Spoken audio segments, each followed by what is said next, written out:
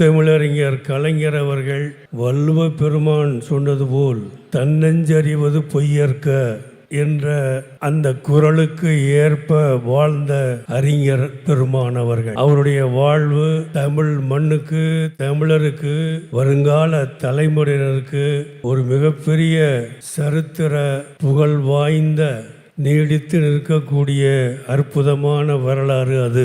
அந்த வரலாற்றை திராவிட முன்னேற்ற கழகத்தில் உள்ளவர்கள் மட்டுமல்லாமல் தமிழகத்திலே உள்ள எல்லோரும் அதனை ஆழ்ந்து படித்து அதன்படி நடக்க நாம் கடமைப்பட்டிருக்கிறோம். அவர்கள் எழுதிய நெஞ்சுக்கு நீதியில் 5 சுலோகங்களை வடித்து கொடுத்து சென்றிருக்கிறார்கள். அண்ணா வழியில் அயராது உழைப்போம் என்றும், ஆதிக்கமற்ற சமுதாயத்தை அமைத்தே தீருவோம் என்றும், இந்தி திணிப்பை என்றும் எதிர்ப்போம் என்றும், வன்முறை தவிர்த்து வறுமையை வெல்வோம் என்றும், மாநில சுயாட்சி மத்தியில் கூட்டாட்சி என்றும் இந்த 5 சுலோகங்களை அவர் திருச்சியில் 1971 நடந்த மாநாட்டிலே தெரிவித்தார். அன்றிலிருந்து இன்று வரை அது தமிழகத்திலே ஏற்றுக்கொள்ளப்பட்டிருக்கிற சுலோகம், வருங்காலத்திலே நிறைவேற்றப்பட வேண்டிய கொள்கை. உண்மையில் திராவிட முன்னேற்ற கழகத்திற்கு கலைஞர் அவர்கள் எழுதி வைத்த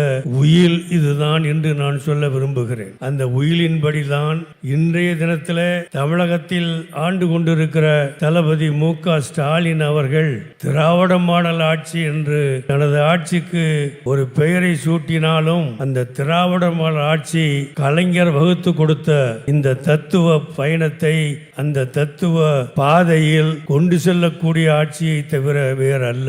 அங்கே சொன்ன 5 அம்சங்களிலும் 5 கொள்கைகளிலேயும் ஊறி திளைத்து போன தளபதி அவர்கள் தமிழ்நாட்டிலே அதை நிலைக்க வேண்டும் என்ற அடிப்படையிலே தான் திராவிட மாடல் ஆட்சியை மிக அற்புதமாக ஏற்பாடு செய்து வழங்கிக் கொண்டிருக்கிறார். இந்த ஆட்சியினுடைய ஒவ்வொரு அம்சமும் தமிழக மக்கள் ஏற்றுக்கொண்டிருக்கிறார்கள். தமிழ்நாட்டிலே உள்ள அனைத்து சமுதாய மக்களும் அங்கீகரித்திருக்கிறார்கள் என்பதை இந்த தேர்தல் முடிவு நமக்கு அறிவித்திருக்கிறது. இதிலே வாக்காளர்களுக்கு நன்றி என்று நீங்கள் போட்டிருக்கிறீர்கள். உண்மையில் நன்றி சொல்ல வேண்டியவர் தளபதி மு.க. ஸ்டாலின் அவர்களுக்கு தான். தமிழகத்திலே தளபதி அவர்கள் காட்டிய, அவர்கள் போட்டு கொடுத்த இந்த பாதையை இந்தியாவிலே உள்ள மற்ற மாநிலங்களும் சரியாக பின்பற்றி அதன்படி நடந்திருப்பார்களேயானால் இன்று டெல்லியிலே திராவிட முன்னேற்ற கழக தலைவர் தளபதி சொல்லக்கூடியவர் தான் இந்த நாட்டுடைய பிரதமராக இருப்பார் என்பது சந்தேகம் கிடையாது.